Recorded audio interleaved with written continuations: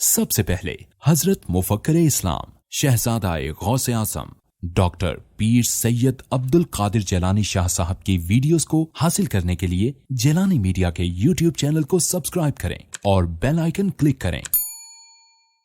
Videos اچھی لگے تو تھمز اپ دیں۔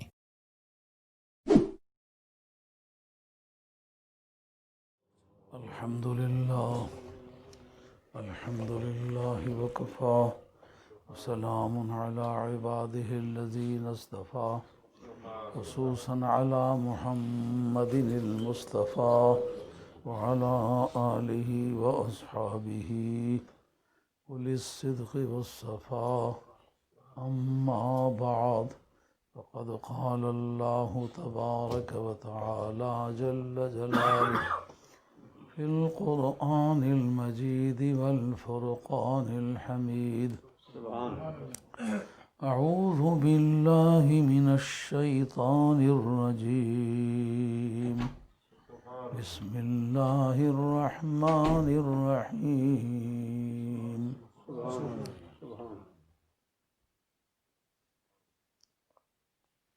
ولو أنهم إذ ظلموا أنفسهم جاءوك فاستغفروا الله واستغفر لهم الرسول لوجدوا الله توابا رحيما الصلاة والسلام عليك يا سيدي يا رسول الله وعلى آلك وأصحابك يا حبيب الصلاة والسلام عليك يا سيدي يا رسول الله وعلى آلك وأصحابك يا حبيب الله الصلاة والسلام عليك يا سيدي يا رسول الله وعلى آلك وأصحابك يا حبيب الله۔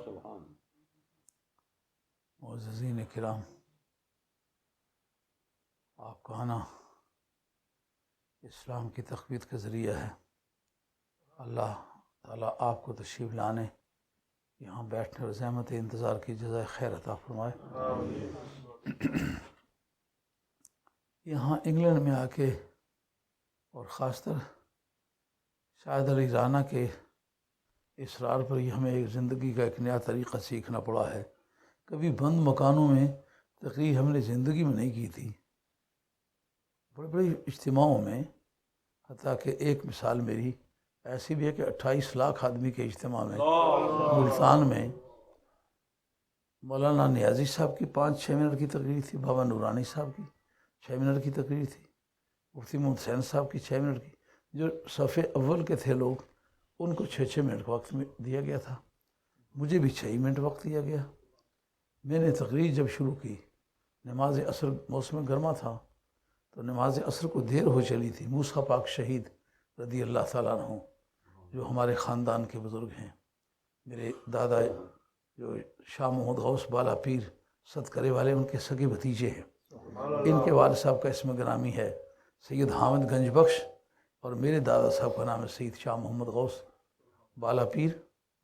اور تو اس کے بابری میں ان کا ایک کیس بھی ہے کہ ان کی جائیداد کا جھگڑا ہوا۔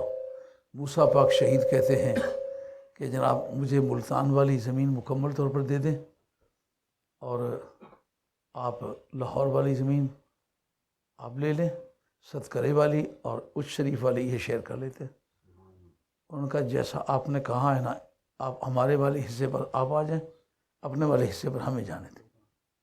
اس پر وہ فرما لگے نہیں، ایسا نہیں ہو، اس طرح نقصان ہوتا ہے مجھے۔ ان کا آپ کو نقصان ہونا منع ہے تو ہمارے لیے نقصان وہ کیسے؟ تو طے یہ ہوا تھا کہ لاہور والی اور صدقرے والی جائیداد آپ لے لیں، ملتان والی میں لے لیتا ہوں، اچ شریف والی میں شیئر کر لیتے۔ یعنی اس طرح ہم بہت قریب کے ایک گھر کے آدمی ہیں۔ ان کے مزار پاک پر اجتماع تھا، 28 لاکھ آدمی کا اجتماع تھا۔ 6 منٹ معمول کے مطابق ملک کے کوئی 10-12 آدمی تھے جن کو 6-6 منٹ وقت ملا تھا، ان میں بھی تھا۔ میں اس وقت سن 75 میں غالباً ہوئی تھی وہ۔ تو جب میں نے تقریر شروع کی شور مچ گیا، जो ले गए हुए थे वापस आ गए। आप थे उसमें? नहीं थे, लेकिन बात ये सुनी तो है ना। यानी 6 मिनट से शुरू होकर के 45 मिनट तक गया है। जितनी मरतबा में बैठना चाहता हूँ शोर मच जाता है कि जी और तकरीर करो, मजमून पूरा करो जी, मजमून पूरा करो जी। तो फिर एक आदमी 28 लाख आदमी के इज्तिमा में बोलने का ज़ौक़ रखता है, उसको एक बंद कमरे में ले जाया जाए। ये कुछ शादुवीर की मोहब्बत ऐसी है कि इसने इस पर मुझे राज़ी कर लिया, तो मैं बंद कमरों में तकरीर करने लगा। वो करना ये मेरा ज़ौक़ नहीं है। अल्हम्दुलिल्लाह लोग दूर दूर से हमारे पास आते हैं। आज का मौजू है नबी पाक अलैहिस्सलाम की कब्र शरीफ की ज़ियारत के लिए जाना सवाब है या अज़ाब है, जायज़ है या नाजायज़ है। इस मौजू के इंतखाब की आज वजह क्या है? चूँकि लोग हज पर गए हुए हैं, जा रहे हैं, कुछ दिन जो बाकी हैं एंड उस दिन भी लोग जाएंगे। तो वहाँ अगर आप जाएं या जो लोग गए हैं, इन्होंने हरम शरीफ में देखा होगा हर मुल्क की ज़ुबान बोलने वाले मौलाना उन्होंने हायर किए हुए हैं। वो मक्के शरीफ से मदीने शरीफ जाने वालों के सामने ये सजेस्ट करते हैं कि आप मदीने शरीफ बेशक जाएं, मगर आपको ये पता होना चाहिए कि मदीने शरीफ जाना हज का कोई हिस्सा नहीं है। चूँकि हज का कोई हिस्सा नहीं है, आप हज करने आए हैं, आपका हज यहीं मुकम्मल हो जाएगा। जाएं या न जाएं आपकी मर्ज़ी रही। लेकिन अगर बिलफर्ज आप मदीना शरीफ जाना ही चाहते हैं तो आप यहाँ से जाते वक्त सरकार दो आलम इस्लाम की कब्र शरीफ का इरादा न करें, बल्कि आप मस्जिद नबवी में हाज़री का इरादा करें कि वहाँ चल के हमने नमाज़ पढ़नी है। यानी सरकार की कब्र शरीफ का इरादा करके सफ़र करना हराम है, और मस्जिद नबवी का इरादा करना चाहिए। अगर सफ़र करना ही पड़े तो ज़रूरी वहाँ भी नहीं है, लेकिन अगर करना पड़े तो मस्जिद नबवी का इरादा करना चाहिए, हजूर की कब्र शरीफ का इरादा नहीं करना चाहिए। बज़ाहिर इस पर कोई ख़ास मुसलमानों का नुकसान नज़र नहीं आता, मगर एतकादी तौर पर ये इतनी बड़ी बुराई है जिसको इस्लाम किसी कीमत पर कबूल करने के लिए तैयार नहीं। और ये मुहिम 8वीं सदी हिजरी में शुरू हुई है। 728 में वो शख्स मरा है जिसका नाम है इब्न तैमिया। और इब्न तैमिया ये मौलाना अब्दुल लतीफ़ साहब आपके भी ख़तीब रहे हैं, और ये अलज़बरी के भी ख़तीब हैं। ये किसी जगह ठहरे या न ठहरे इनकी मर्ज़ी रही, लेकिन आदमी ये फाजिल है। इस आदमी ने दौर हदीस तक किताबें पढ़ाई हुई हैं। आपने आज तक जितने मौलाना रखे हैं, इसकी फूंक सहने की पोजीशन भी कोई आदमी नहीं रखा आपने। बड़ा लायक फाजिल आदमी। कमज़ोरी इनमें है, बतबीयत आई तो चल दिए। ये बहुत अच्छी तरह ये बात जानते हैं। नबी करीम अलैहि सल्लम के मज़ार पर जाने का जो सिस्टम है, ये पहले दिन से जब से सरकार का विसाल हुआ है तो तीसरे दिन लोगों की आमदोरफ्त धड़ाधड़ शुरू हो गई। उस पर मैं शवाहिद पेश करता हूँ। और फिर लगातार होती चली आई। 8वीं सदी में ये पहला शख्स है, ये शाम का रहने वाला है, इसकी बस्ती का नाम हर्रान है। ये हज़रत इमाम अहमद खंबल रज़ियल्लाहु अन्हु के सिलसिले का ये मुक़ल्लिद है। मगर इमाम अहमद खंबल कहते हैं कब्र को बोसा लेना भी दुरुस्त है। कब्र को ऐसे जिस तरह बगल गिर होता है कोई, इस तरह बगल गिर होना भी दुरुस्त है। ये इमाम अहमद खंबल का मज़हब है, इमाम तबरी का मज़हब है, और मिलत के काफ़ी चोटी चोटी के अकाबरीन का मज़हब है। इमाम अहमद खंबल को इमाम अहमद खंबल के तौर पर जानना भी एक बड़ी बामकसद बात है। मगर हज़रत गौसे पाक का जो इमाम है उसका नाम इमाम अहमद खंबल है। जो इमाम बुखारी का आखिरी उस्ताद है उसका नाम इमाम अहमद खंबल है। अगर ऐसे 1000 भी बुखारी पैदा हों तो इमाम अहमद खंबल का नाखून बनना बड़ा मुश्किल है। इतना बड़ा फ़र्क है। उसका ये मज़हब है कि कब्र से लिपटना भी दुरुस्त है, कब्र को बोसा लेना भी दुरुस्त है। उनके उस्ताद थे, और उस्ताद के उस्ताद भी थे इमाम शाफ़ी। उनका कुर्ता एक मरतबा मिल गया। अल्लामा बदरुद्दीन ऐनी ने उम्दतुल कारी शरह बुखारी के अंदर लिखा है कि जब उन्हें पता चला कि ये इमाम शाफ़ी रहमतुल्लाह का कुर्ता है, उन्होंने पानी में डाल के भिगो के उसका पानी पी लिया कि ये मेरे शेख का कुर्ता है। यानी कब्र पर जाना तो बजाय खुद कुर्ते को धोके पी लिया। ये उनका मुक़ल्लिद है। लेकिन यारे दारा भूदनो हुब्बे सिकंदर दाश्तन, बेगम और की हो और कांटे और के पहन के फिरे, कौन उसको कहेगा ये शरीफ औरत है। मुक़ल्लिद हो इमाम अहमद बिन खंबल का, अक़ीदा वो रखे जो खारजियों वाला है اسی لیے حضرت امام ابن حجر مکی جو 30 برس تک کعبہ شریف کے امام رہے ہیں، انہوں نے اپنے فتاوی حدیثیہ کے اندر اس کا نام لے کے کہا ضال گمراہ ہے، مضل گمراہ کرنے والا ہے، اضلہ اللہ علی علم، میں یہ انکار نہیں کرتا کہ اس کے پاس علم نہیں تھا، علم کے ہوتے ہوئے جس سے شیطان کو اللہ نے علم کے ہوتے ہوئے گمراہ کیا ہے، اسی طریقے سے علم کے ہوتے ہوئے اللہ تعالیٰ نے اس کو گمراہ کیا ہے۔ اور بلا خوف تردید یہ بات ببانگ دہل کہی جا سکتی ہے کہ آج تک کائنات میں 8ویں صدی سے پہلے نہ یا رسول اللہ کا کوئی منکر گزرا ہے، نہ سرکار کی قبر پر ارادہ کر کے جانے کے سے کسی نے روکا ہے، یہ پہلا شخص ہے۔ تو 800 برس تک مسلمان اس کے انتظار میں رہے ہوں گے۔ مذہب تو اس تاریخ مکمل جو ہو چکا ہے جب قرآن نے کہا الیوم اکملت لکم دینکم واتممت علیکم نعمتی ورضیت لکم الاسلام دینا، اے پیارے آج ہم نے اپنی نعمتیں آپ پر مکمل کر دی ہیں، دین کو مکمل کر دیا ہے اور آپ کے لیے دین اسلام کو بطور مذہب کے پسند کر لیا ہے۔ یہ سورہ مائدہ میں آیت ہے۔ اس کے نزول کے بعد کوئی آدمی اس کا مدعی نہیں ہے کہ قرآن اسلام اس کے بعد مکمل ہونا شروع ہوا ہے۔ تو 800 برس پہلے جس میں سب سے اعلیٰ ایمان آل بیت کا اور صحابہ کا وہ گزر چکے ہیں، ان میں اس خیال کا کوئی آدمی نہیں، تابعین کا ان میں کوئی اس عقیدے کا آدمی نہیں، اتباع تابعین کا، ائمہ فقہ کا، ائمہ عقائد کا، ائمہ طریقت کا، صوفیہ کا، اولیاء اللہ کا، قراء کا، حفاظ کا، محدثین کا، کسی بھی طبقے کا یہ عقیدہ نہیں ہے کہ سرکار دو عالم السلام کی قبر شریف کے ارادے سے جانا منع ہے۔ یہ پہلا آدمی اس نے یہ کہا تھا۔ آج اس کی ضرورت کیوں ہے؟ اس لیے کہ وہ کام جو نبی پاک علیہ السلام کی عزت سے تعلق رکھتا ہے اور مسلمان وہ عزت سرکار کی بارگاہ میں پیش کرتے چلے آئے، اس سے روکنا خالص لادینیت ہے۔ اس پر میں اپنے شواہد پیش کرنا چاہتا ہوں، امید ہے کہ آپ سمیع قلب سے سماعت فرمائیں گے۔ میں نے جو قرآن مجید کی آیت پڑھی ہے یہ آیت نمبر 64 ہے سورہ نساء سے۔ قرآن کہتا ہے وَلَوْ أَنَّهُمْ إِذ ظَلَمُوا أَنفُسَهُمْ جَاءُوكَ فَاسْتَغْفَرُوا اللَّهَ وَاسْتَغْفَرَ لَهُمُ الرَّسُولُ لَوَجَدُوا اللَّهَ تَوَّابًا رَحِيمًا۔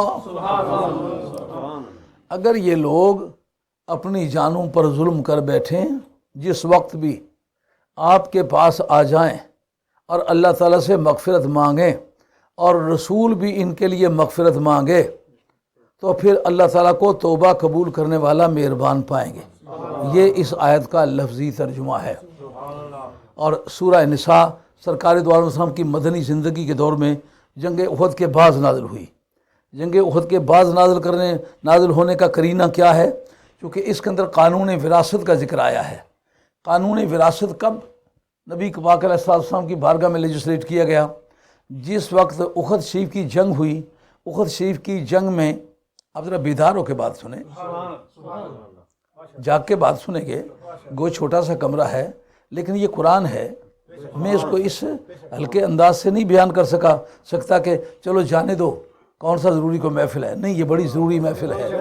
اگر ایک آدمی کو بھی غلط عقیدہ میں نے سکھا دیا تو قیامت کے میدان میں جہنم کی آگ میں جلنے کے لیے مجھے تیار رہنا چاہیے۔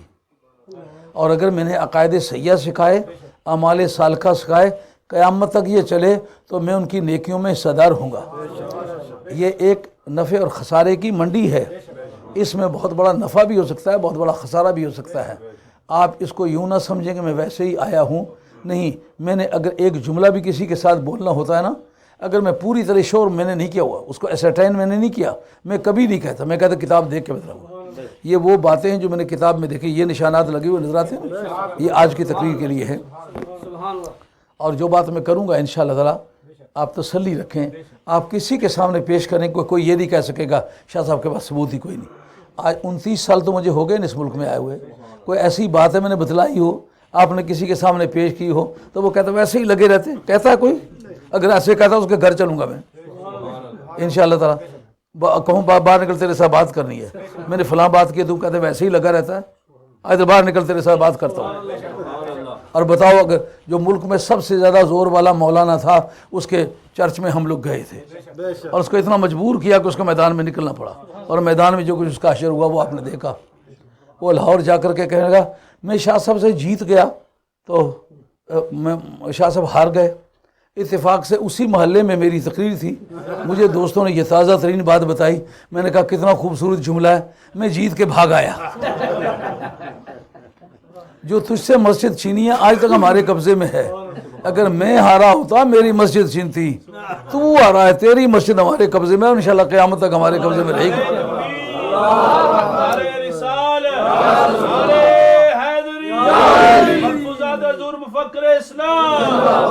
اس کے دروازے سے کوئی چوتھے پانچویں دروازے پر میرے ایک مرید کا مکان ہے, ہم وہاں جا کے بیٹھ گئے. میں نے کہا مولانا کو کہو باہر نکل بات کرے. وہ کہتا ہے شاہ صاحب ہارے, میں اگر میں سامنے ہوں میری لاتیں کانپنے لگ جائیں تو پھر میں ہارا ہوں, اگر تم سامنے تمہاری لاتیں کانپنے لگ جائیں تو پھر تم ہارے ہو. اب جناب پھر فرشتے ہی اٹھا کے لائے, مولانا نہیں باہر نکلے. اس لیے کوئی بات اگر میں کروں تو آپ اس کو دین سمجھ کے پختہ کر کے باندھ لیں, اور اگر میں کچی بات کروں تو خدا کی بارگاہ میں جواب دے ہوں. اس آیت کے اندر پروردگار عالم نے کیا بات فرمائی ہے, اس کی ترکیب نہ بھی بڑی مشکل ہے. پتہ ہے اس جو ہے یہ ظرف ہے, اس کا متعلق کہاں ہے؟ یہ انا کا جو اسم خبر ہے نا, وہ لو انہم, یہ لو شرطیہ غیر عاملہ ہے جناب حیدر قرار کی ترکیب کے مطابق. اور لو انہم, یہ انا کا ہم جو ہے یہ اسم ہے, آخر جاؤ کا جو ہے وہ اس کی خبر ہے, اور اس کا متعلق جو ہے جاؤ کا ہے. اگر وہ لوگ جس وقت کے انہوں نے جرم کیا تھا آپ کے پاس آ جاتے, آپ کے پاس آ جاتے جس وقت کے انہوں نے کوئی ظلم کیا تھا, یہ ترکیب ہے اس میں. اگر وہ لوگ جس وقت انہوں نے کوئی ظلم کیا تھا آپ کے پاس آ جاتے, یہ سارا مرکب ایک ہی یہ مقدم ہے اور ایک ہی تالی ہے, لوجد اللہ تواب الرحیمہ. جو بعض لوگوں کو خیال یہ ہے کہ اس کے مقدم 3 ہیں اور تالی اس کا ایک ہے, یہ منطقیوں کی زبان ہے, مقدم اور تالی. جسے آپ کہتے ہیں اگر تو مجھے بلائے گا تو میں تیرے گھر آ جاؤں گا, اگر تو مجھے بلائے گا یہ مقدم ہے, تو میں تیرے گھر آ جاؤں گا یہ تالی ہے. یعنی تالی کا دار و مدار مقدم پر ہوتا ہے. کوئی بات ایسی نہیں کروں جو سمجھائے بغیر چھوڑو. اگر تو مجھے گالی نہ دیتا تو میں تجھے لاٹھی نہ مارتا. تو اب لاٹھی کا مارنا گالی کے دینے پر موقوف ہے. لاٹھی اس لیے ماری ہے کہ تو نے گالی دی ہے, سمجھے. اگر تو مجھے گالی نہ دیتا یہ مقدم ہے, تو میں تجھے لاٹھی نہ مارتا, یہ تالی ہے. اب مقدم اور تالی ان کا آپس میں تعلق یہ ہوتا ہے کہ دوسرے حصے کا واقعہ ہونا پہلے حصے پر موقوف ہوتا ہے. جیسا کہ آپ شاہ دوبیر کو کہیں اگر آپ ہمیں دعوت نہ دیتے تو ہم آپ کے گھر نہ آتے. اگر آپ ہمیں دعوت نہ دیتے یہ مقدم ہے, تو ہم آپ کے گھر نہ آتے, یہ تالی ہے. اب آنا آپ کا کس بات پر موقوف ہے کہ اس نے دعوت دی ہے. دعوت نہ دیتے تو نہ آتے, ہمارا آنا شہادت ہے کہ تم نے دعوت, سمجھو بات. ایک ہی مقدم ہے اور ایک ہی تالی ہے. کیا مطلب؟ مجرم کوئی ہو, جرم کوئی سا ہو, ٹائم کوئی سا ہو, وَلَوْ أَنَّهُمْ ضمیر جو ہے یہ تعمیم کے لیے ہوتی ہے نا, اس میں کوئی غریب کی, امیر کی, اعلیٰ کی, ادنا کی, عربی کی, اجبی کی کوئی شرط ہے؟ مطلب کوئی ہو. اس جو ہے یہ ظرف ہے, اس کے لیے کوئی پابندی تو نہیں ہے نا. جس وقت بھی, یعنی وقت کوئی سا ہو. ظلم جو ہے گناہ کے معنی میں عام ہے, یعنی گناہ کوئی ہو, گنہگار کوئی ہو, جگہ کوئی ہو, وقت کوئی ہو, جب وہ کر بیٹھیں تو آپ کے پاس آئیں. اور آ کر کے, یہ تو شرط نہیں ہے کہ آپ کی زندگی میں آئیں. لفظ از, بچوں سے باتیں کرنا اور بات ہے, کسی ہوش مند آدمی سے کہو ہم سے بات کرے, جس کو زیادہ تکلیف ہے نا اس کو ہمارے ساتھ دن مقرر کرے, میدان میں آئے. لفظ از میں جناب وقت کا کوئی تعین بتا سکتے ہو؟ جرم کا تعین ہے, جس وقت بھی کوئی جرم کر بیٹھے. اس کا ہے معنی کہ جب تک میں زندہ ہوں اگر ایسا کرے تو کا زندگی کی کوئی شرط نہیں. جس وقت بھی, وقت وہ وقت بھی تو وقت ہے جو سرکار دو عالم صلی اللہ علیہ وسلم کی ظاہری زندگی کا ہے, وہ وقت بھی تو وقت ہے جو سرکار کے دنیا سے جانے کے بعد کا وقت ہے. تو اس کے تحت دونوں وقت اس میں شامل ہوں گے کہ نہیں ہوں گے؟ جس وقت گناہ کے لیے کوئی تعین ہے کس قسم کا گناہ ہو, کا گناہ چھوٹا ہو کہ موٹا ہو, اعلیٰ ہو کہ ادنا ہو, عرب میں ہو کہ عجم میں ہو, جس وقت کر بیٹھے میرے پاس آ جائے. جاؤ کا دیکھیں ذرا مولانا جس وقت علماء کو ہم نے اس کی تعویلیں کرتے دیکھا بڑی حیرت ہوئی. اب میں اس پر استدلال کرنے لگا ہوں کہ وقت کی کوئی پابندی نہیں ہے. وہ کہتے ہیں نا کہ جب تک سرکار ظاہری دنیا میں زندہ تھے تو یہ حکم تھا، سرکار دنیا سے چلے گئے تو جاؤ کا والی شرط پوری نہیں ہوتی. تیرے پاس آئیں، تیرے پاس آنے سے معنی جب تک آپ زندہ ہوں. یہ کس نے بتلایا جاؤ کا کہ معنی جب تک آپ زندہ ہوں؟ اگر آپ ہمیشہ ہی زندہ ہیں تو پھر. لیکن ایسا مضمون ابھی قرآن مجید میں سے اسی آیت سے پیش کرتے ہیں جسے اگر منکر کا باپ بھی ہے نا اس کو بھی ماننا پڑے گا. جاؤ کا تیرے پاس آ جائیں، جس سے کلام میں سیاق چل رہا ہے رب کا 2.5 لاکھ اپنے محبوب سے ہو رہا ہے، جس سے یہ ظلم کر بیٹھے تیرے پاس آ جائیں اور اللہ سے مغفرت مانگے. تو تیرے پاس آ جانے کے ساتھ مناسب تو یہ تھا نا کہ تو ان کے لیے مغفرت مانگے. تو کیوں نہیں کہا؟ یہ کیوں کہا ان کا رسول ان کے لیے معافی مانگے؟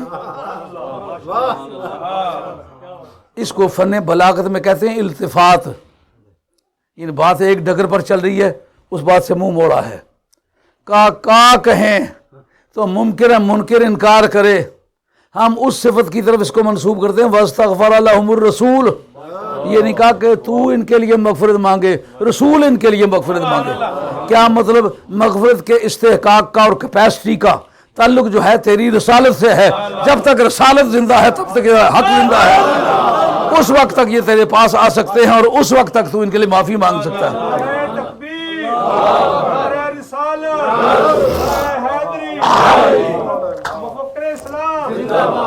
اب یہ بات واضح ہوئی کہ نہ ہوئی؟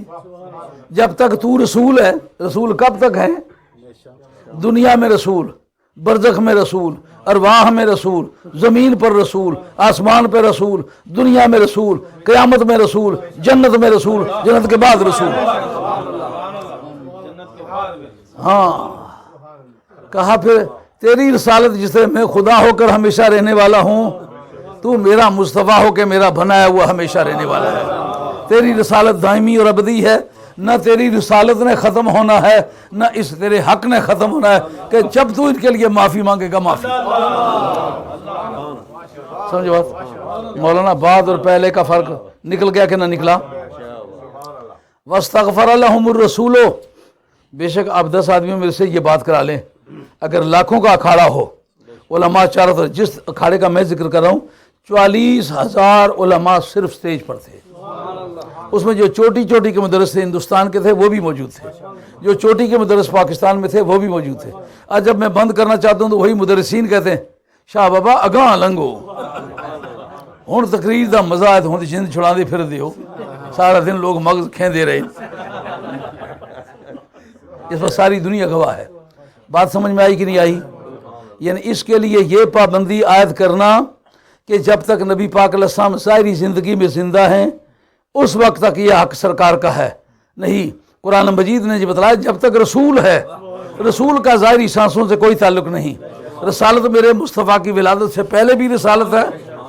یہی وجہ ہے وَكَانُوا مِن قَبْلُ يَسْتَفْتِحُونَ عَلَى الَّذِينَ كَفَرُوا فَلَمَّا جَاءَهُمْ مَا عَرَفُوا كَفَرُوا بِهِ فَلَعْنَةُ اللَّهِ عَلَى الْكَافِرِينَ.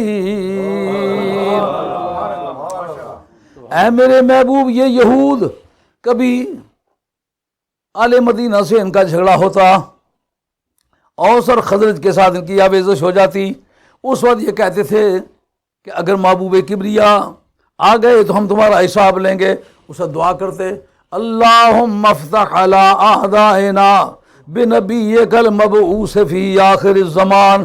ابھی سرکار کی ولادت نہیں ہوئی، کہ اس رسول کے صدقے میں جو آخر میں مبعوث ہوگا ہمیں کامیابی عطا فرما.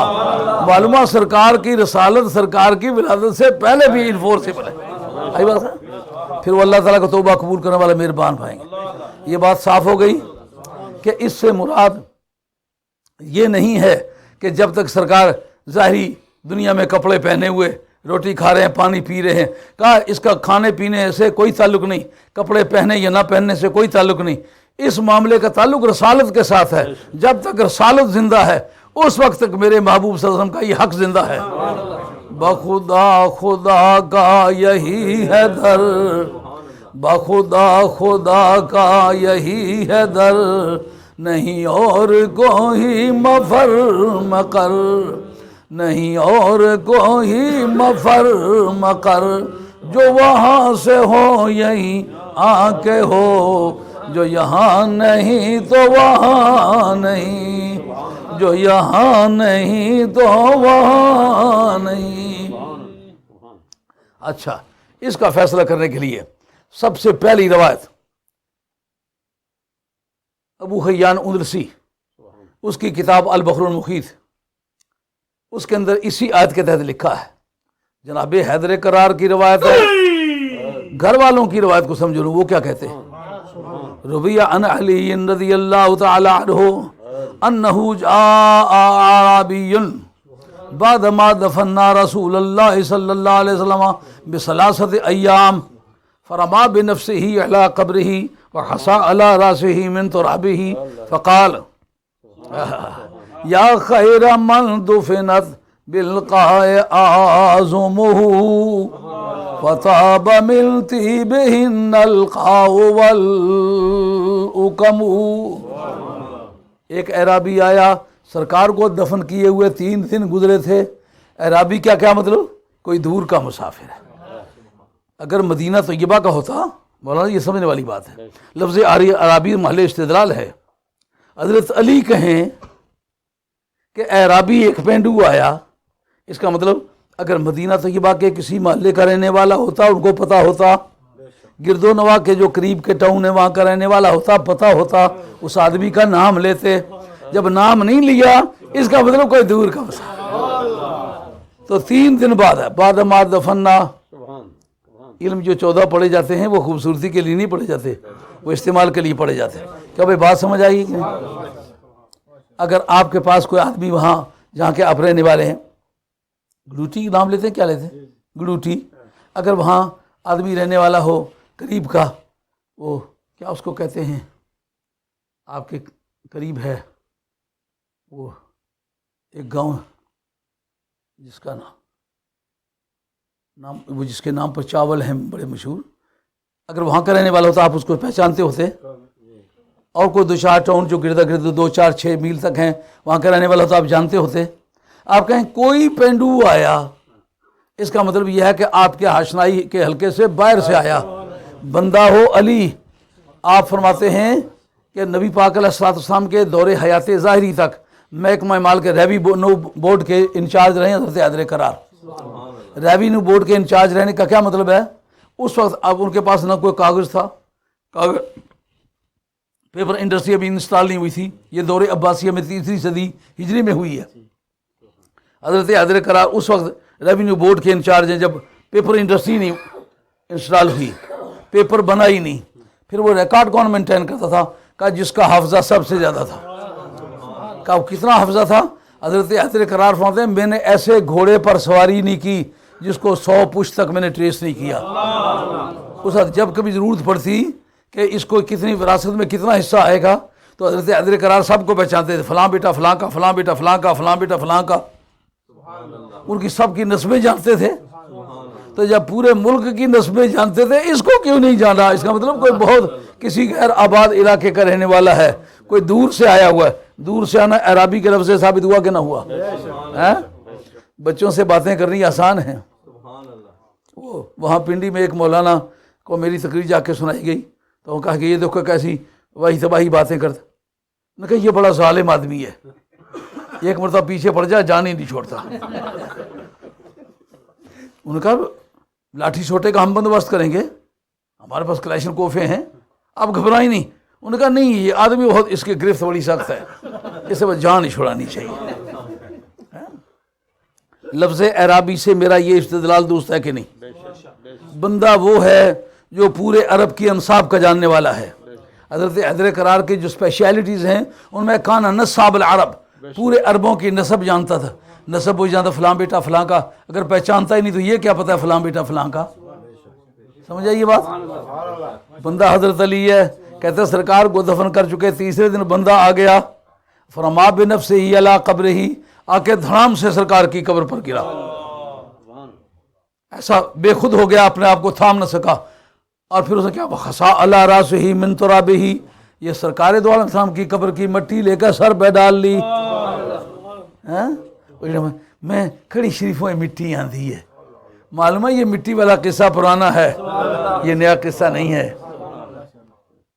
سر پہ مٹی ڈال لی، اس کے بعد کہتے جناب حیدر کرار کہتے موقع کا گواہ ہوں، کہتا کیا ہے، یا خیر من دفنت بالقاء اعظمہ، اے وہ ذات پاک کہ جس کی ہڈیاں اس قبرستان میں دفن ہوئی ہیں، جن کی برکت سے سارے دشت و دمن مہک اٹھے ہیں، ان کی مہک نے دل کے غنچے کھلا دیے ہیں، جس راہ چل دیے ہیں کوچے بسا دیے ہیں، وَطَابَ مِن طِيبِهِنَّ الْقَاءُ وَالْأُكَمُ،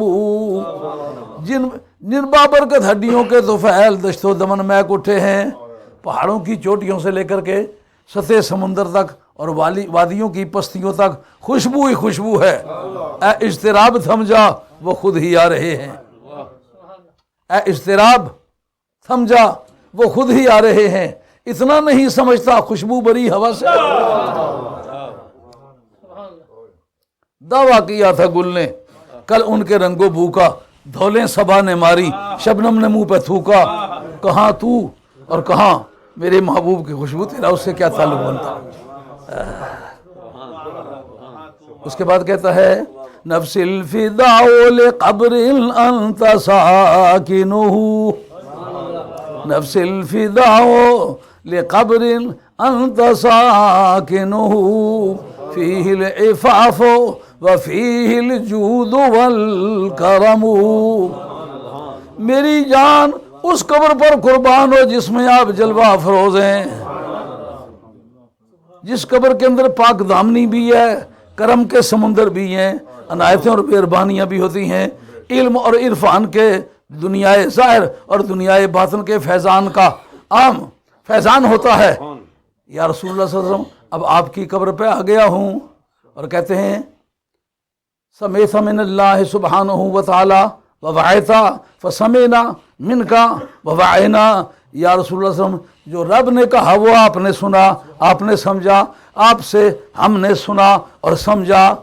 وفیما جاء الیک ولو انہم اذ ظلموا انفسہم جاؤک، عرابی کہتا ہے جو قرآن آپ پر نازل ہوا ہے اس کے اندر یہ لکھا ہوا موجود ہے، جب کوئی گنہگار گناہ کر بیٹھے تیری بارگاہ میں حاضر ہو جائے تو اس کے لیے مغفرت مانگے، پہلے وہ مغفرت مانگے، تو سفارش کر دے، خدا کو توبہ قبول کرنے والا مہربان پائے گا۔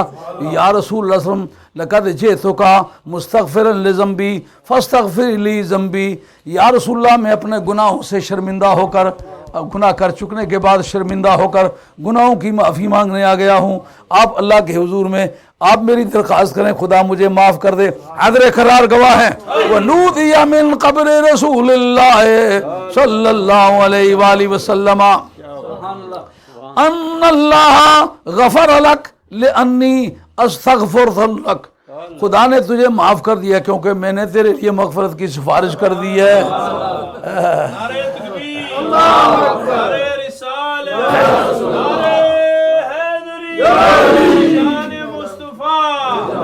اگر سرکار کی قبر پر سرکار کے وصال کے بعد جانا منع تھا تو یہ کوئی دور کا پینڈو ہے، دور سے سفر کر کے آیا ہے اور کہتا ہے یا رسول اللہ اس مقصد کے لیے آیا ہوں۔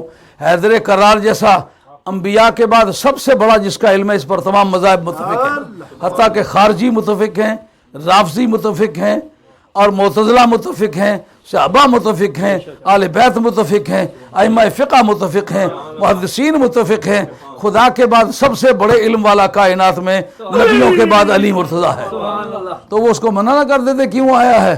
لیکن جناب حیدر کرار کہتے ہیں کہ قبر رسول کریم علیہ الصلوۃ والسلام کی سے آواز آئی کہ جا تیرے گناہ معاف کر دیے گئے کیونکہ میں نے اللہ کی بارگاہ میں تیری سفارش کی۔ اب وہ اعلیٰ حضرت کا کہنا جو ہے زیادہ مضبوط ہو آیا، ان کی مہک نے دل کے غنچے کھلا دیے ہیں، جس راہ چل دیے ہیں کوچے بسا دیے ہیں، خوشبو سونگتا سونگتا آپ کے دربار اقدس پہ آ گرا ہوں۔ اس کے بعد میں نے فریاد کی ہے، جس سے واضح ہو گیا کہ بخدا خدا کا یہی ہے در۔ حضرت حیدر قرار اسے کہہ سکتے تھے نا کہ جاؤ مسجد نبی میں چل کر کے معافی مانگو، یہاں کیا تلاش کرنے آئے ہو؟ حضرت حیدر قرار کہتے میں چپکے سے کھڑا اس کا تماشا دیکھ رہا ہوں۔ یہ امر پھر واقعات نے واضح کر دیا کہ بخدا خدا کا یہی ہے در، نہیں اور کوئی مفر مقر، جو وہاں سے ہو یہیں آ کے ہو، جو یہاں نہیں تو وہاں نہیں۔ یہ تو حوالہ ہے البحر المحیط کا، بالکل لفظ بلفظ آپ دیکھیں گے انشاءاللہ نکلے گا۔ کتابیں برکت کے لیے ساتھ لاتا ہوں، حوالہ جات میں نے زبانی یاد کیے ہوئے ہیں، کیونکہ میں ایک مشن کا آدمی ہوں، اس کے لیے محنت کرتا ہوں۔ کتاب ساتھ اس لیے تو کہے کہ ویسے ہی پڑھ لیتا ہوگا، کہتا یہ ویسے نہیں ہے، یہ لکھا ہوا ہے۔ اس کے بعد اماد الدین ابن کثیر، اماد الدین ابن کثیر جس کا سن وفات 775 ہے، تکمیل علم اس کی ابن قیم سے ہے، شاگرد وہ ابن تیمیہ کا بھی ہے اور اس کا داماد بھی ہے، داماد ہے ابن تیمیہ کا، جس نے قبروں کی حاضری سے منع کیا ہے اس کا داماد ہے، اور جب اس کے بارے میں قلم اٹھاتا ہے تو بجائے روشنائی کے عقیدت کے قطرے ٹپکتے ہوئے نظر آتے ہیں۔ اس کو پیغمبر نہیں کہتا لیکن نام اتنا ٹھاٹ سے لیتا ہے، پتہ چلتا ہے دنیا میں سب سے بڑا آدمی اسی کو سمجھتا ہے۔ اب جناب ابن تیمیہ کا شاگرد بھی داماد بھی، اس کی کتاب ہے تفسیر ابن کثیر۔ اکثر علماء کرام کہتے ہیں میرے پاس تفسیر ابن کثیر ہے، ان کو یہ نہیں پتہ کس عقیدے کا آدمی ہے۔ کسن بھی پرسد کے بھیا کون ہو، شیر ہو یا پاؤ ہو یا پون ہو، یہ پتہ نہیں کتاب کس کی ہے۔ آدمی کی ڈیوٹی ہوتی ہے کہ جو حوالہ وہ پیش کرے اس کو ایویلیویٹ کر سکے، اس کی قیمت ڈال سکے، اس کو ترازو پہ تول کے دیکھے دنیا استدلال میں اس کا وزن کتنا بنتا ہے۔ اب ہمارے لیے یہ دلیل اس لیے مضبوط ہوگی کہ اس کا نام ہوگا ایکسکلپٹری ایویڈنس، یہ ایکزونیریٹ کرتی ہے، یہ بری قرار دیتی ہے، مخالف دھڑے کی شہادت ہے نا۔ اس جگہ اسی آیت کے تحت لکھتے ہیں کہ حضرت عتبی رضی اللہ تعالیٰ عنہ، عتبی کون ہے؟ عتبہ بن ابو سفیان، اس کی اولاد میں سے عتبی نام ہے، اندلس کے رہنے والے، یعنی جناب امیر معاویہ رضی اللہ عنہ کے دوسرے بھائی کی اولاد ہے۔ وہ کہتے ہیں کہ یہ اماد الدین ابن کثیر لکھتا ہے، کہتے ہیں کہ عتبی رضی اللہ عنہ کہتے ہیں ان کا سن وفات ہے 254 یا 255، امام بخاری کا ہم اثر ہے، کنٹمپریری، ایک دور کے آدمی ہیں، یعنی جس وقت یہ بےایمانیاں شروع نہیں ہوئی تھیں تو اس سے پیشتر کا یہ حوالہ ہے۔ وہ آدمی اسپین میں چونکہ حکومت بنو امیہ کی تھی، اس لیے اموی قسم کے علماء کرام اس میں کثرت سے آئے تھے۔ اب یزید کے دھڑے کے علماء زیادہ تر یہ انکار بھی کرتے ہیں، تو یہ اسی خاندان کے بزرگ ہیں، نام ہے عتبی، عتبہ بن ابی سفیان کی اولاد میں سے ہیں، سن وفات 254 یا 55 ہے، دور بخاری میں یہ شریک ہیں۔ کہتے ہیں کہ کن تو جالسن عند قبر النبی صلی اللہ علیہ وسلم، اب جو حج پر جانے والا ہے اس سے کوئی روکے نہ، دیا حوالہ جات اس کے پاس ہو، اس کو پتہ ہو کتابوں نے کیا لکھا ہے۔ یہ آدمی خود کس دور کا ہے؟ 775 سن وفات ہے، جس کا ذکر کرتا ہے وہ کون آدمی ہے؟ 254 یا 255 اس کا سن وفات ہے۔ کس علاقے کا رہنے والا ہے؟ اسپین کا۔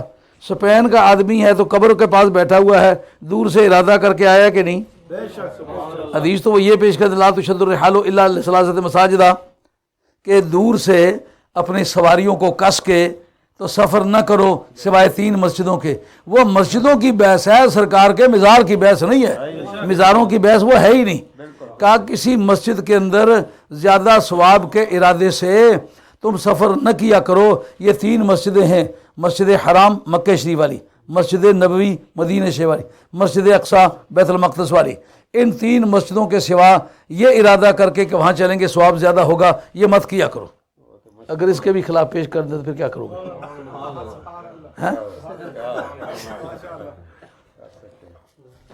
ہاں جی، لکھا ہے بہقی نے، طبرانی نے،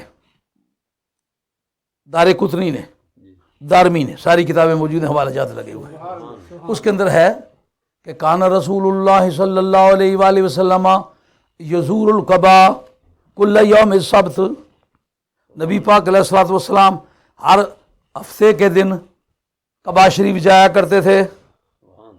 یہ چوتھی مسجد ہوئی کہ نہ ہوئی؟ اور ماشین اور راکبن یہ لفظ بھی موجود ہے کہ کبھی سوار ہو کر کبھی پیدل. وہ یہ جو کنایا ہے نا کہ لا تشد الرحال الا للصلاۃ مساجدہ، سواری اختیار کر کے سواری کے ذریعے سے ان 3 مسجدوں کے سوا کسی کی طرف مت سفر کیا کرو. تو یہاں یہ تمام کتابیں بتا رہی ہیں کہ سواری پر بھی جایا کرتے تھے، پیدل بھی جایا کرتے تھے. کہاں جایا کرتے تھے؟ کعبہ شریف کی مسجد میں. وہ کعبہ شریف کی مسجد میں کیوں جایا کرتے تھے؟ سرکار تاجدار مدینہ علیہ الصلوۃ والسلام نے فرمایا کہ صلاۃ الرکعتین فی قبا خیر من العمرہ، او کما قال علیہ الصلوۃ والسلام، کہ مسجد قبا میں 2 رکعت نماز پڑھنا عمرے سے زیادہ افضل ہے. یار عمرے والا پیسے بھی خرچ کرے، دن بھی خرچ کرے، دور بھی جائے، لیبر بھی زیادہ ہو، تو ثواب یہاں 2 رکعت نماز پڑھنے سے آگے نکل جائے. نہ ملا نہیں یہ بیٹھیے تو کی کہ لگا ہیڑا نل. ثواب جانے، ثواب والے جانے، ان کی مرضی رہی. کیوں جناب؟ یہ ان 3 مسجدوں کے میں یہ ثواب بتایا کبھی کہ کوئی آدمی مسجد حرام میں جائے، مسجد مدینہ میں جائے، مسجد اقصیٰ میں جائے تو اس کا جانا، اس کے اندر 2 رکعتیں پڑھنا عمرے سے افضل ہے؟ تو پھر پتہ چلا نا کہ یہ جو آپ نے تحدید کی ہے، تقیید کی ہے، کسی مقید افراد کے دائرے میں سے کسی کو مستثنیٰ کیا جائے تو باقی جتنے افراد ہیں اس میں احتمال ظنیت پیدا ہو جاتا ہے کہ نہیں؟ تو پھر یہ ظنی دلالت ہوئی نا 3 مسجدوں کے بارے میں بھی. حضرت ہفتے والے دن جایا کرتے. یہ بات بھی تھوڑی دیر آپ سمجھیں کہ ہفتے والے دن مقرر کر کے کیوں جاتے تھے.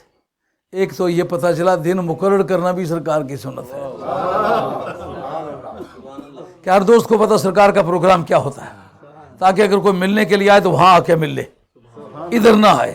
دن کے مقرر کرنے کا یہ فائدہ ہے. کیا کہیں آگے پیچھے نہ گیا ہوا ہو، وہی ملے گا.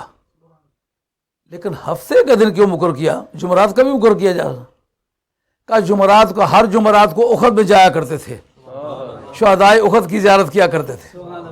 ان کے لیے جمعرات کا دن کیوں مقرر ہوا اور ان کے لیے ہفتے کا دن کیوں مقرر ہوا؟ یہ جو مولانا پر زور لگاتے ہو، وہ جی اپنے حلمیہ واسطہ نے جمعراتاں مقرر کی دیا ہیں. جمعے تھے جمعراتاں آئے، ملا ٹھڈ بدائے،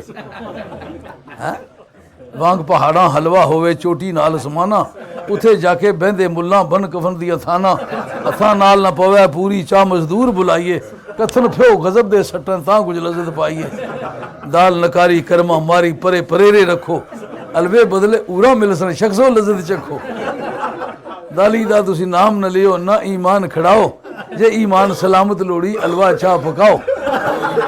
یہ قصے جوڑے ہوئے ہیں مولویوں کے خلاف.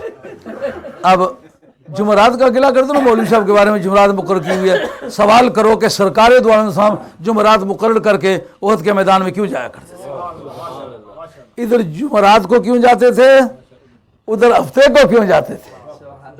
کا دراصل اس پر بحقی نے خود احادیث نقل کی ہیں کہ جس وقت اعمال صالحہ اولاد کے والدین پر پیش ہوتے ہیں تو وہ یا جمعے کے 1 دن پہلے پیش ہوتے ہیں یا جمعے کے 1 دن بعد پیش ہوتے ہیں.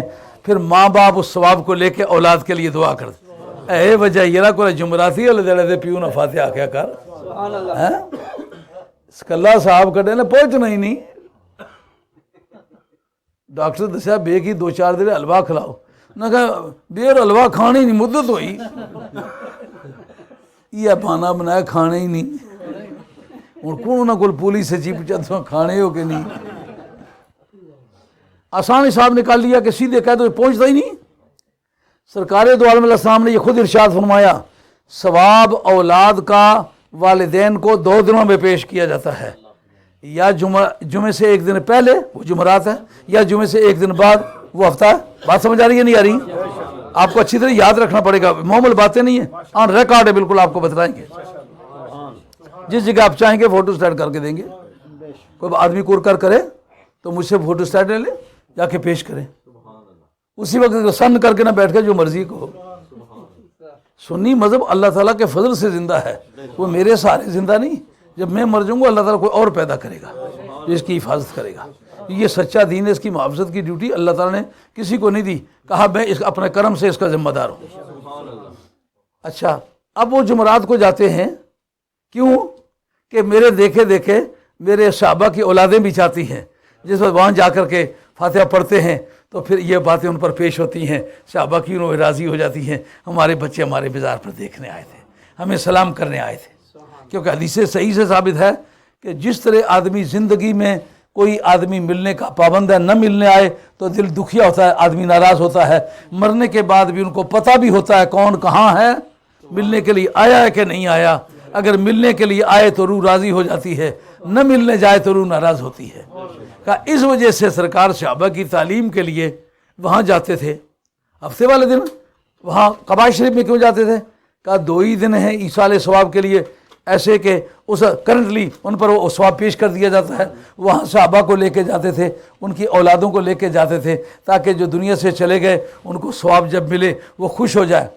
اب یہ سوال پیدا ہوتا ہے کہ جمعرات کے دن آپ چلے جاتے قباء میں، ہفتے کا دن یہاں رکھ لیتے۔ آج بھی مدینہ طیبہ میں آپ جائیں، حضرت امیر حمزہ اور شہدائے احد کے مزارات پر لوگ جمعرات کو جاتے ہیں، پابندی سے جاتے ہیں، باوجود اس کے کئی شور کرتے ہیں سارے، لیکن عرفی تمہیں اندیش جگاؤ گائے رقیباں، آواز سگاں کم نہ کند رزق کے گدارا۔ کتیاں نے پھونکنے نال کدے گداگر باز آئے، کتیاں نہ کام ہے پھونکنا، رائیاں نہ کام ہے رنگنا۔ باوجود اس کے شور انتہا درجے کا ہوتا ہے، لیکن قطاروں کی قطاریں، غولوں کے غول، فلاک کے فلاک لوگ احد شریف جاتے ہیں۔ وجہ کیا؟ یہ ایسا ریپلیس کیوں نہیں کر دیا ان کو کہ جمعرات کو چلے جاتے قباء میں اور ہفتے کو چلے جاتے احد میں؟ کہ اس کی وجہ یہ ہے کہ آل احد افضل ہیں، ان کا لہو اسلام کے کام آیا ہے، ان کی افضلیت کی وجہ سے ایصال ثواب کا پہلا موقع ان کو دیا، ان سے دوسرے درجے پر ہے قباء والے، تو اس لیے ان کو دوسرا بعد والا دن جو ہے ان کو دیا۔ سمجھ آ گئی ہے؟ حضرت فاروق اعظم رضی اللہ عنہ کا معمول تھا، وہ کیا کرتے تھے؟ کہتے کہ کانا یزور القباء ماشین اور راکبن کل یوم الاثنین اور یوم السبت، کہ آپ ایسا کیا کرتے تھے کہ قباء شریف جایا کرتے تھے، کبھی پیدل جایا کرتے تھے، کبھی سواری پر جایا کرتے تھے، لیکن کس دن؟ کا سوموار کے دن یا ہفتے کے دن۔ کا ہفتے کے دن کیوں جایا کرتے تھے؟ کہ اس لیے کہ سرکار کی سنت ہے، سرکار ہفتے والے دن جایا کرتے تھے۔ کہا پھر سوموار والے دن کیوں جایا کرتے تھے؟ کہا سوموار سرکار کے میلاد کا دن، وہ فاروق اعظم میلاد کی سوچوں کا بانی تو ہے۔ سمجھ آئی یہ بات؟ اور آپ فرماتے ہیں کہ زیارت القباء مرتن واحدہ خیر من مرتین الزیارت بیت المقدس۔ کہتے ہیں بیت المقدس شریف میں 2 مرتبہ جانے کے مقابلے میں مجھے 1 مرتبہ قباء میں جانا زیادہ پسند ہے۔ ایک بڑی لطف کی بات مولانا جو مطالعہ میں سوسائٹی میں غالباً نہیں گزری ہوگی، ایک مسئلہ ہے مذاہب اربعہ کا۔ مذاہب اربعہ سمجھتے ہو؟ اے مائیاں بھن جڑا اپنی سچائی کی اظہار کر چمے مزم رام جے میں کام کیتا ویسا۔ مسلمانوں کی بیٹیاں ہیں نا، اسلام کے اندر بڑی زوردار یہ اصطلاح ہے، یعنی امام مالک 1، امام حنیفہ 2، امام شافعی 3، امام احمد حنبل 4، یہ 4 اہل سنت کے امام ہیں۔ جب یہ سب متفق ہو جائے نا، یہ چمے مزم لال یا چمے مزم رام، اس کا مطلب یہ ہے کہ مسلمانوں کا صحیح العقیدہ لوگوں کا کوئی طبقہ نہیں جو اس بات کا ساتھ متفق نہ ہو جو میں کہہ رہی ہوں، چمے مزم رام نہیں مطلب۔ مذاہب اربعہ کی ایک بحث ہے کہ اگر آپ کوئی منت مانے منعقد ہو جائے تو یہ مطلب ہے کہ یہ مسئلہ صحیح ہے، یہ حلال ہے، درست ہے۔ اگر وہ منعقد نہ ہو تو پھر حرام ہے۔ مثلا ایک آدمی کہتا ہے اگر یہ میرا کام ہو گیا تو میں اپنے باپ کے سر میں 7 جوتے ماروں گا، یہ منت منعقد ہوگی؟ ہرگز منعقد نہیں ہوگی، کیونکہ کسی بھی مذہب میں نبی اپنے باپ کو مارنا یہ نبی کے مارنے کے دوسرے درجے پر بات بڑا گناہ ہے، منعقد نہیں ہوگی۔ لیکن اگر کوئی کہے کہ اگر میرا یہ کام ہو گیا تو میں نبی پاک علیہ السلام کے مزار پر حاضری دوں گا، منعقد ہوگی کہ نہیں ہوگی؟ یقیناً ہوگی۔ یہ اس کتاب کے اندر لکھا ہوا ہے، یہ علامہ زرقانی کی شرح موائب الدنیا ہے، بڑی خوبصورت بحث ہے۔ بظاہر یہ پھیکا سا مسئلہ نظر آتا ہے، جب نتیجہ نکلے گا طبیعت باغ و باہر ہو جائے گی۔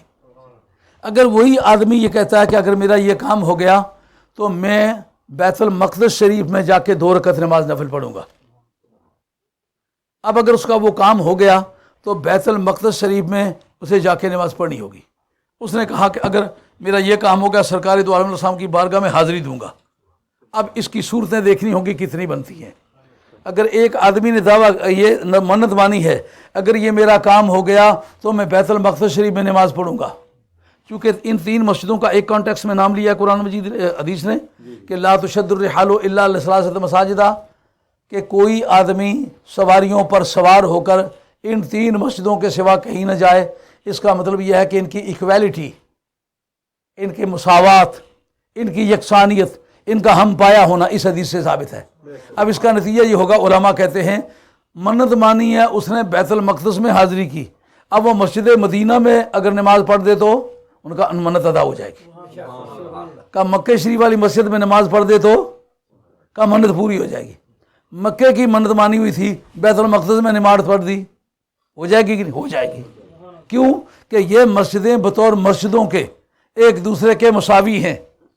مگر یہ اگر کہا ہوا ہے کہ اگر میرا یہ کام ہو گیا تو میں سرکار دو عالم السلام کے مزار پر حاضری دوں گا، اگر وہ ابراہیم علیہ السلام کے مزار پر جا کے حاضری دے پوری ہو جائے گی، موسیٰ علیہ السلام کے مزار پر حاضری دے پوری ہو جائے گی۔ وجہ کا دراصل یہ مسجدیں معنوی اعتبار سے ایک دوسرے جیسی ہیں۔ بیت المقدس شریف والی مسجد مسجد مدینہ کی مانند ہے، مسجد مدینہ جو ہے یہ مسجد مکہ کی مانند ہے، مسجد مکہ جو ہے وہ پہلی اول ذکر 2 مسجدوں کی مانند ہے۔ ان کی مماثلت ممکن ہے، ان جیسی دوسری مسجدیں ہیں، پر نبی کریم علیہ السلام کا جو مزار پاک ہے اس پر منت مانی ہے، دوسری جگہ جائے پوری کیوں نہیں ہوگی؟ کہ ان مسجدوں کی مثلیں ہیں، مگر مثل مصطفیٰ کبھی نصیب نہ ہے نہ کبھی ہوگی۔ نعرہ تکبیر، نعرہ رسالت، نعرہ حیدری، ملفوظات حضور مفکر اسلام، آستانہ عالیہ حسینیہ شریف۔ اب اتبی کی بات کرنے لگا تھا۔ عباد الدین ابن کثیر کہتا ہے کہ جناب اتبی کہتے ہیں کنت جالسا عند قبر نبی صلی اللہ علیہ وسلم، نبی پاک علیہ السلام کی قبر شریف کے پاس میں بیٹھا ہوا تھا، فجاء اعرابی، ایک اعرابی آ گیا۔ اس کا مطلب یہ وہ تو وہاں کے رہنے والے نہیں تھے، لیکن اتبی جو تھے آئے ہوئے اسپین سے تھے، تو اسپین کا ڈسٹینس مدینہ طیبہ سے جو بنتا ہے اس کو سمجھ جائیں کہ دور سے سرکار کی بارگاہ میں جانا ممکن نہ ہوتا، شرعاً درست نہ ہوتا، تو جناب اتبی رضی اللہ تعالیٰ عنہ یہاں اسپین سے وہاں زیارت کے لیے جاتے۔ معلومات وہاں کا معمول یہ تھا کہ جاتے آتے تھے لوگ دور دراز سے۔ کہتے میں بیٹھا ہوا تھا قبر شریف کے پاس، اچانک دیکھا ایک اعرابی آ گیا، اس نے آ کر کے وہی جملے کہے، یا رسول اللہ صلی اللہ علیہ وسلم میں نے آپ سے سنا سمجھ لیا، آپ نے اللہ سے سنا سمجھ لیا، اور میں نے اس قرآن میں پڑھا ہے اگر کوئی مجرم اپنے گناہوں پر شرمندہ ہو کر آپ کی بارگاہ میں آ جائے اور آ کے معافی مانگے اور آپ اس کی سفارش کریں تو اللہ تعالیٰ کو توبہ قبول کرنے والا مہربان پائے گا۔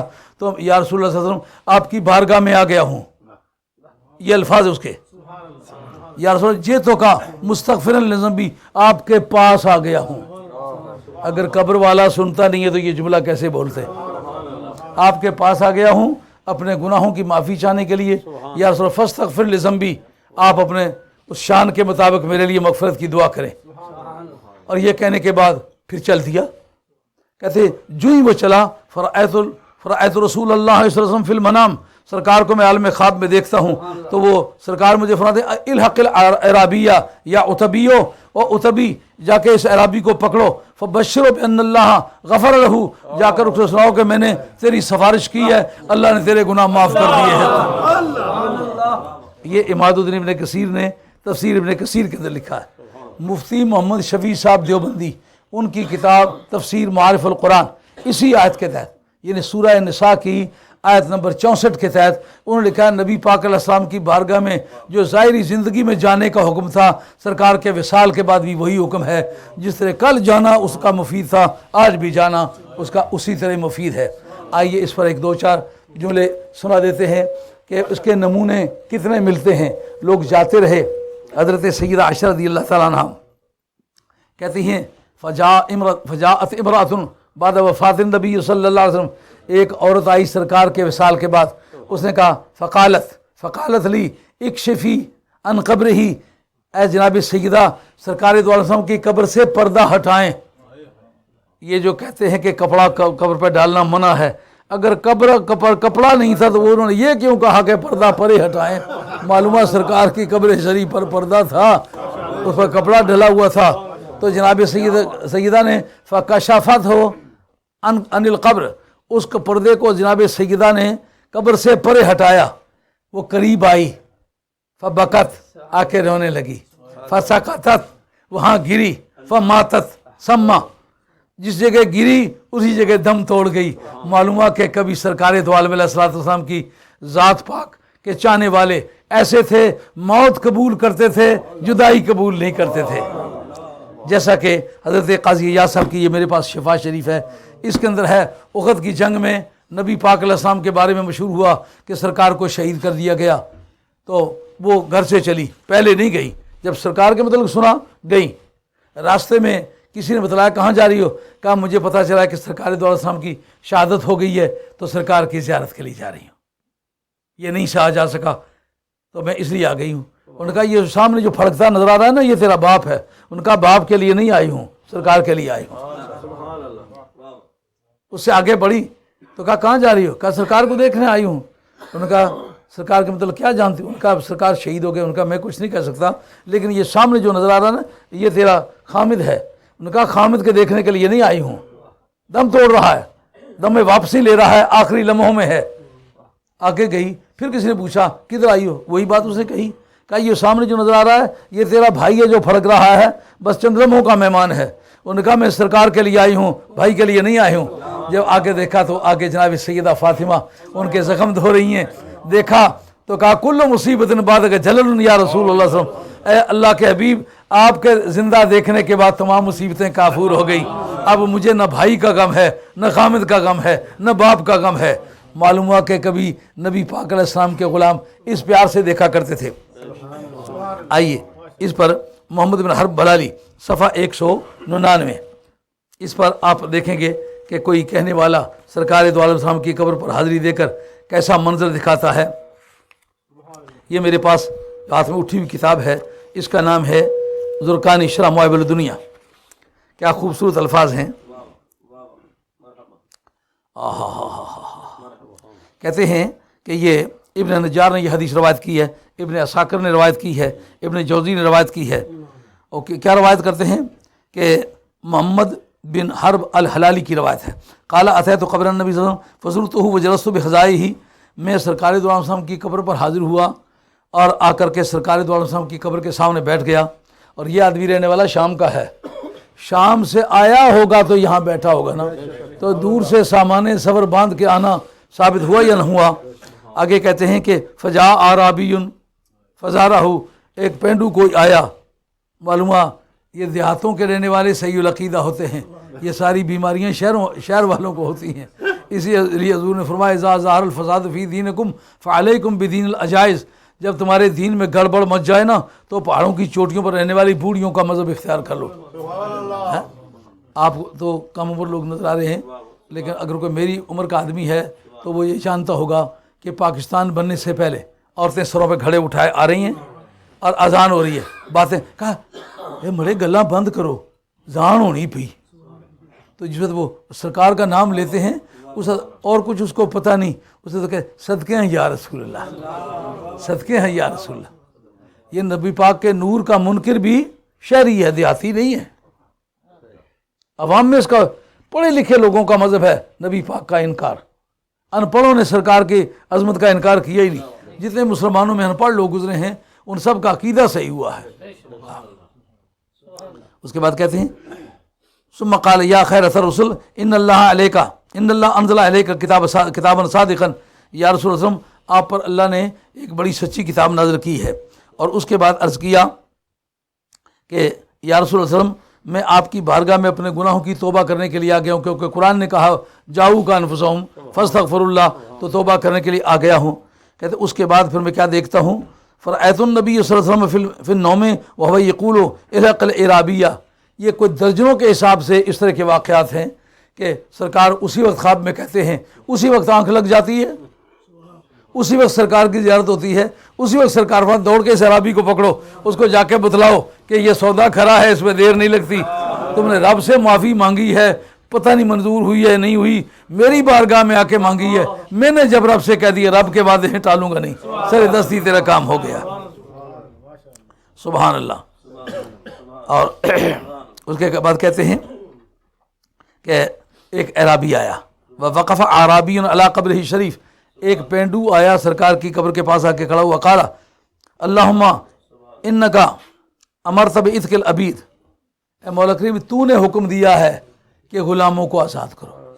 دیکھیں بندہ دیہاتی ہے لیکن استدلال کا طریقہ کیسا علمی ہے، کہتا ہے رب اے رب کریم تو نے کہا ہے غلاموں کو آزاد کرو، غلاموں کی آزادی نیکی کا کام ہے، اور وَحَذَا حَبِیبُ کا وَأَنَا عَبْدُ کا، یہ رہا تیرا محبوب اور یہ رہا غلام۔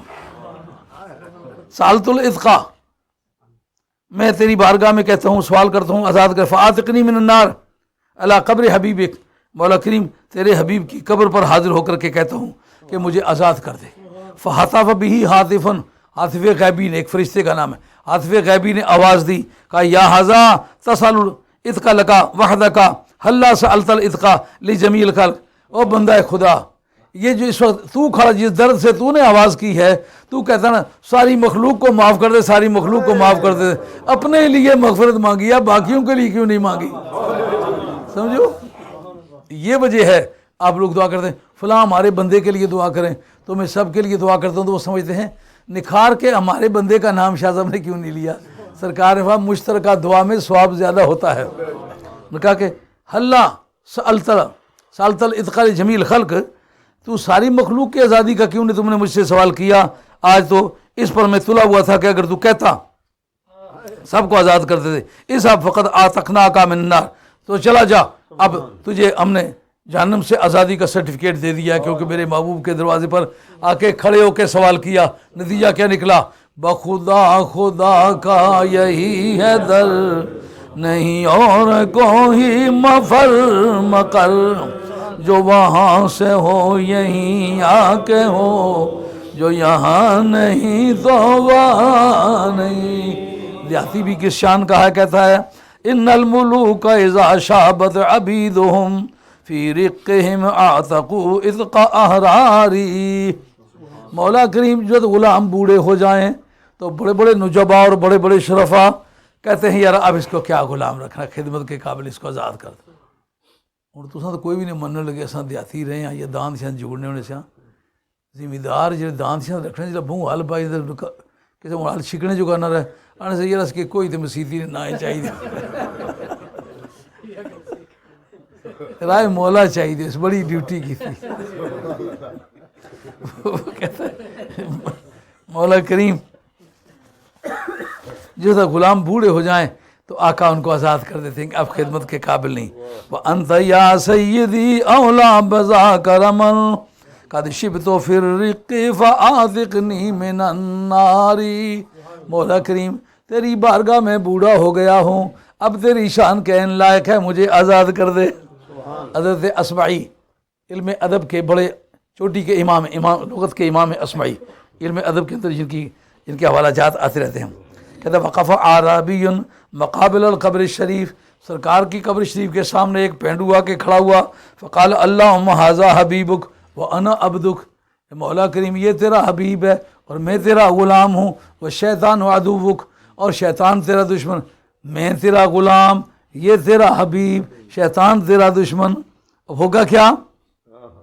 فَإِنْ غَفَرْتَ لِي سُرَّ حَبِيبُكَ، اگر تو مجھے آزاد کر دے تیرا محبوب خوش ہو جائے گا، وَفَازَ عَبْدُكَ، اور تیرا غلام کامیاب ہو جائے گا، وَغَضِبَ عَدُوُّكَ، اور تیرا دشمن جو ہے وہ ناراض ہوگا، اس کو بڑا ازک پہنچے گا، وَإِن لَمْ تَغْفِرْ لِي وَغَضِبَ حَبِيبُكَ، اور اگر تو مجھے آزاد نہیں کرے گا تو تیرا دوست ناراض ہوگا، وَرَضِيَ عَدُوُّكَ، اور تیرا دشمن خوش ہو جائے گا، وَحَلَكَ عَبِيدُكَ، اور تیرا یہ غلام جو ہے ہلاک ہو جائے گا۔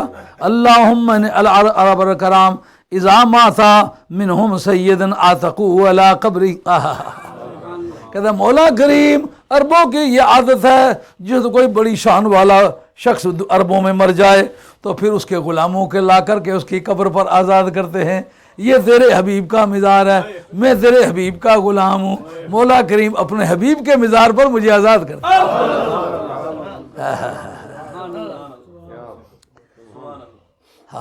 ایک بات اور سن لو، اس کے بعد پھر بیان ختم کرتے، کیونکہ گھنٹہ پر میرا خیال ہو چکا ہے۔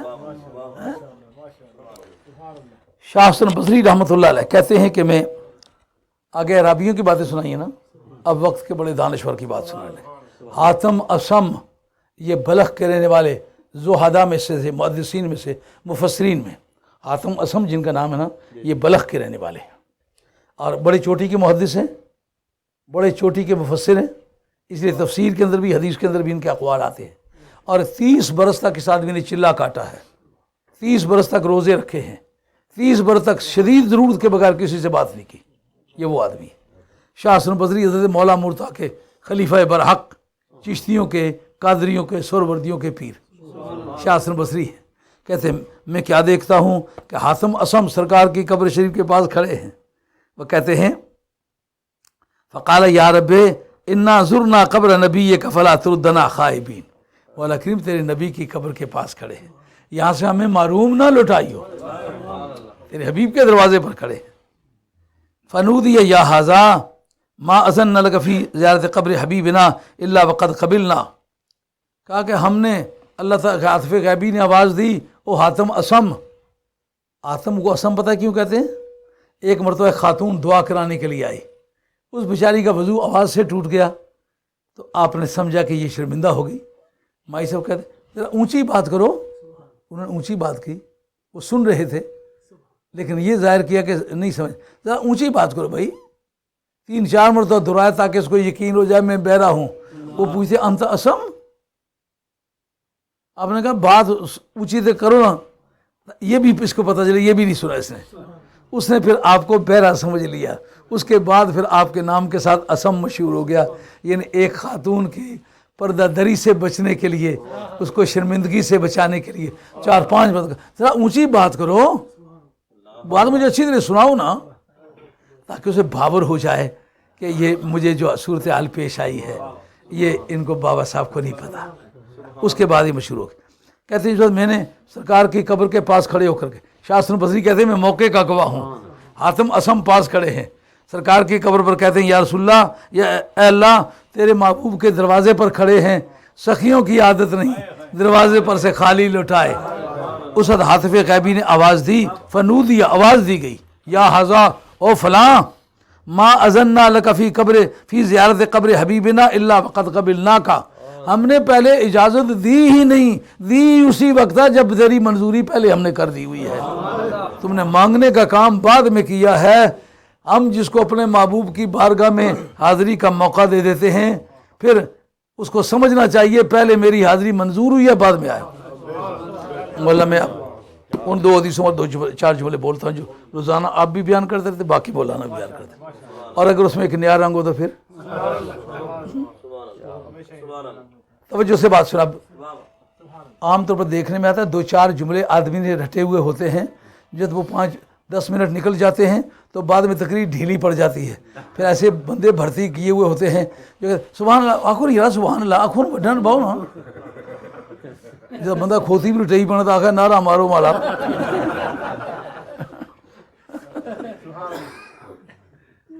میں نے چونکہ کام کیا ہوا ہے، یہ کہ 10 گھنٹے بھی چلوں تو اسی روانی کے ساتھ چلوں گا، الحمدللہ میرے پاس اس کے دلائل ہیں۔ یہ کہ من زارہ قبری وجبت لہو شفاعتی، جو میری قبر کی زیارت کرے اس کی شفاعت مجھ پر واجب ہے، ایک حدیث۔ اس کے راوی حضرت عبداللہ بن عمر ہے۔ دوسری حدیث عن انس رضی اللہ تعالیٰ عنہ من زارانی فی المدینۃ مختصبا کانا فی جواری یوم القیامہ او کما قال علیہ السلام۔ کافی دھیان سے بات سنیں گے، سمجھ آئے گی، مگر زندگی بھر یاد بھی رہے گی انشاءاللہ۔ جو کام ذرا زور لگا کے کیا جائے نا وہ آدمی کے رگو پہ میں بیٹھ جاتا ہے، آدمی پھر اس کے لیے کچھ اسے قیمت خرچ کی ہوتی ہے نا، لیبر کی ہوتی ہے، وہ دماغ میں بیٹھ جاتا ہے۔ یہ تھوڑی سی لیبر کریں آپ کے دماغ میں بات بیٹھ جائے گی۔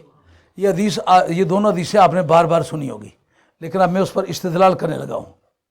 وہ 14 علوم جن جو پڑھتے ہیں اس لیے کہ قرآن سے صحیح دلیل بنائیں، جو قرآن سے نکلتا ہے وہ نکالیں، جو حدیث سے صحیح بات دریافت ہوتی ہے وہ دریافت کریں، اس کے لیے پرنسپل ہیں، اگر ان کو پراپرلی آپ یوٹیلائز کریں تو پھر پراپر نتیجہ نکل سکتا ہے، اگر ان میں آپ ڈھیلے ہیں تو پھر آپ کے نتیجے بھی اسی طرح ڈھیلے ہوں گے۔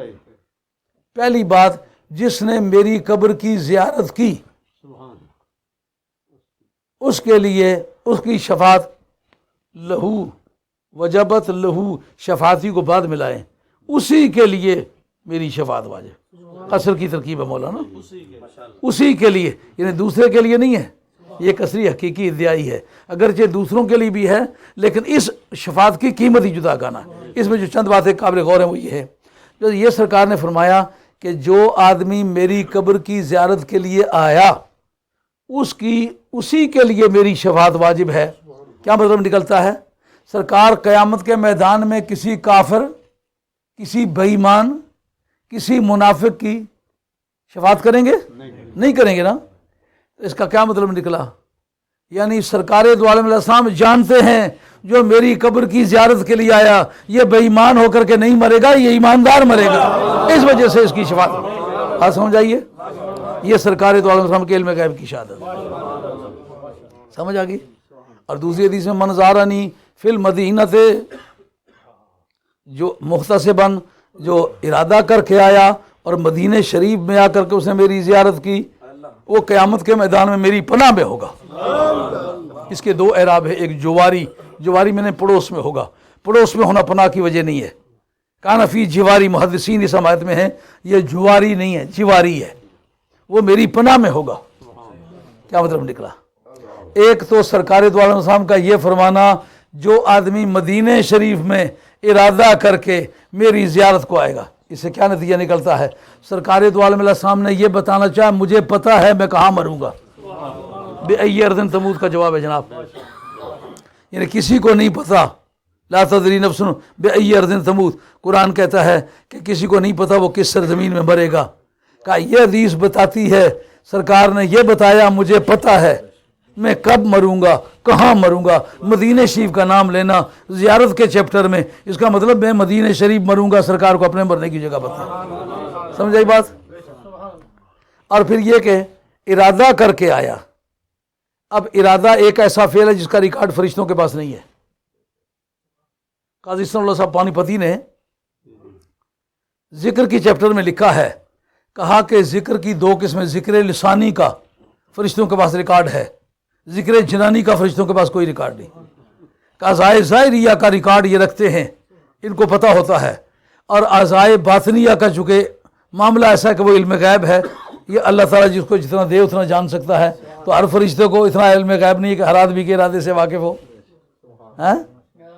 تو جب ذکر جنانی کا ریکارڈ ہی فرشتوں کے پاس نہیں ہوتا، پتہ ہی نہیں ہوتا، تو از قسم علوم غیبیہ ہے نا، جو سرکار ارادہ کر کے میری زیارت کے لیے آیا، اب ارادے کا ریکارڈ کس کے پاس ہوگا؟ اس کے پاس ہوگا جو غیب جانتا ہے، جس کے پاس غیب نہیں ہے وہ جانتا نہیں۔ بات سمجھ آئیے؟ ہر آدمی کا دماغ قبول کرتا ہے کہ نہیں کرتا؟